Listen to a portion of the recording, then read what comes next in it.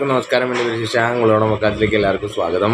ഇപ്പം എന്തായാലും ഒരു ബോയ്ക്കോട്ട് സ്വർണ്ണക്കട നടക്കുന്നുണ്ട് അല്ലേ? ദിവാലിയാണ്. സ്വർണം ഏറ്റവും കൂടുതൽ ദിവാലിയിൽ പർച്ചേസ് ചെയ്യപ്പെടുന്ന ഒരു സമയമാണ് നോർത്ത് ഇന്ത്യയിലൊക്കെ. അപ്പോൾ അനുബന്ധിച്ച് തന്നെയാണ് ഈ ഒരു ബഹിഷ്കരണ ആഹ്വാനം. അതായത് സെപ്റ്റംബറിൽ നടന്നൊരു UK നടന്ന ആ സ്വർണ്ണക്കടയുടെ ശൃംഖലയിലെ ഒരു ഷോറൂമിൻ്റെ ഉദ്ഘാടനത്തെ തുടർന്നും അതിൽ ഒരു പാകിസ്ഥാനി ഇൻഫ്ലുവൻസർ വന്നതിനും തുടർന്നും ഉണ്ടായിട്ടുള്ള രോഷമാണ് ഇപ്പോൾ. ആ ഇൻഫ്ലുവൻസർ എന്ന് പറയുന്നത് രാജ്യത്തെക്കുറിച്ചും അതേപോലെ തന്നെ ഈ ഓപ്പറേഷൻ സിന്ദൂർ നടന്നപ്പോൾ ഇന്ത്യക്കെതിരെ ഒരുപാട് പരാമർശങ്ങളും, അതേപോലെ തന്നെ എൻ്റെ ഫോളോവേഴ്സിൽ 60% ഇന്ത്യക്കാരാണ്, അവർ പോയാൽ എനിക്കൊന്നുമില്ല, എൻ്റെ രാജ്യമാണ് എനിക്ക് വലുത് എന്ന് പറഞ്ഞ ഒരു ഇൻഫ്ലുവൻസറാണ്. അവരുടെ ദേശീയത അവർ കാണിച്ചു, അവരുടെ രാജ്യസ്നേഹം അവർ കാണിച്ചു. അതുകൊണ്ട് അവരെന്തായാലും ഇവിടെ പറയണ പോലെ, ഇവിടെ രാജ്യസ്നേഹം കാണിച്ച ഉടനെ സംഖ്യയാക്കുന്ന പോലെ പാകിസ്ഥാനെ സ്നേഹിക്കുന്നവരെ അവരെന്താ വിളിക്കാമെന്ന് എനിക്കറിയില്ല.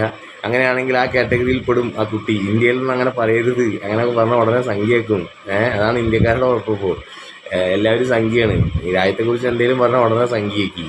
അപ്പോൾ ഈ സ്വർണ്ണക്കടയുടെ കാര്യം പറഞ്ഞ സ്ഥിതിക്ക് എന്തായാലും സ്വർണ്ണക്കടയ്ക്കും പതിവുപോലെ തന്നെ ഈ മറ്റേ മുൻ ക്രിക്കറ്റ് താരം ഷാഹിദ് അഫ്രീദി നമ്മുടെ ഒരു വേദിയിൽ വന്നുല്ലോ പ്രവാസികളുടെ.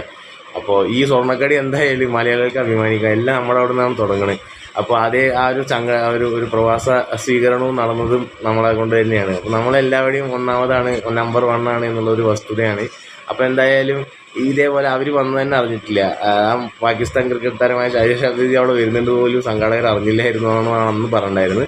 അതേപോലെ തന്നെ ഇവർക്കും അറിയില്ലായിരുന്നില്ല എന്നാണ് ഇവരും പറയണത്. കാരണം ഇവരൊരു ഏജൻസി ഏൽപ്പിച്ചു, ആ ഏജൻസി ആയിരുന്നു അവരുടെ ഈ ഒരു ബന്ധം, പാകിസ്ഥാനി ബന്ധം അവർ അറിയുന്നില്ല എന്നുള്ളതാണ് അവരും പറയുന്നത്. എന്തായാലും സെപ്റ്റംബറിലെ ഷോറൂമിൻ്റെ പരിപാടിക്ക് ഏപ്രിൽ തൊട്ടേ ഇവർക്ക് അറിയില്ലായിരുന്നു. പക്ഷെ ബുക്ക് ചെയ്തിട്ടുണ്ട്.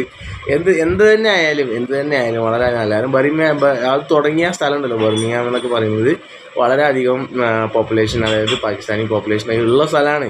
അപ്പോൾ കച്ചവടപരമായിട്ട് നോക്കുകയാണെന്നുണ്ടെങ്കിൽ കൃത്യമായിട്ടുള്ള നടപടിയാണ് എടുത്തിരിക്കുന്നത്. പക്ഷേ കച്ചവടം വേറെ, രാജ്യം വേറെ, അങ്ങനെ ചിന്തിക്കുന്നവരുണ്ടാവാം അല്ലേ?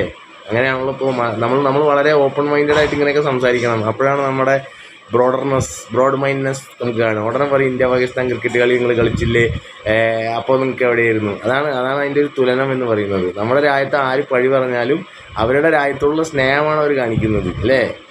ആ ഒരു ഇൻഫ്ലുവൻസർ എന്തൊക്കെ പറഞ്ഞാലും അവരുടെ രാജ്യത്തിൻ്റെ ഒപ്പം നിൽക്കേണ്ട സമയത്ത് അവർ നിന്നിട്ട്, നമ്മളങ്ങനെ നിന്നിട്ട് ഇപ്പം അത് പറഞ്ഞു കഴിഞ്ഞാൽ നമ്മൾ ഉടനെ നമ്മൾ തീവ്രമായിട്ടുള്ള രാജ്യസ്നേഹമുള്ള സംഖ്യയായി മാറ്റിപ്പെടും. അതാണ് കാലത്തിൻ്റെ എന്താ പറയുക, പരിഹാസമായിട്ടുള്ളൊരു അവസ്ഥയാണ്. പക്ഷേ രാജ്യത്തെ സ്നേഹിക്കുന്നവർ ആ ഒരു ബഹിഷ്കരണമായി മുന്നോട്ട് പോകുന്നുണ്ട്. ഇതേപോലെ തുണിക്കടയെ ബഹിഷ്കരിക്കുന്ന ചില ആളുകളെ നമ്മൾ കണ്ടിട്ടുണ്ടായിരുന്നു. ഒക്കെ എല്ലാവർക്കുള്ള അവകാശമാണ്, ജനാധിപത്യ രാജ്യമാണ്. അതുകൊണ്ട് അതായിട്ട് മുന്നോട്ട് പോട്ടെ എന്ന് മാത്രം പറഞ്ഞുകൊണ്ട് നിർത്തുന്നു.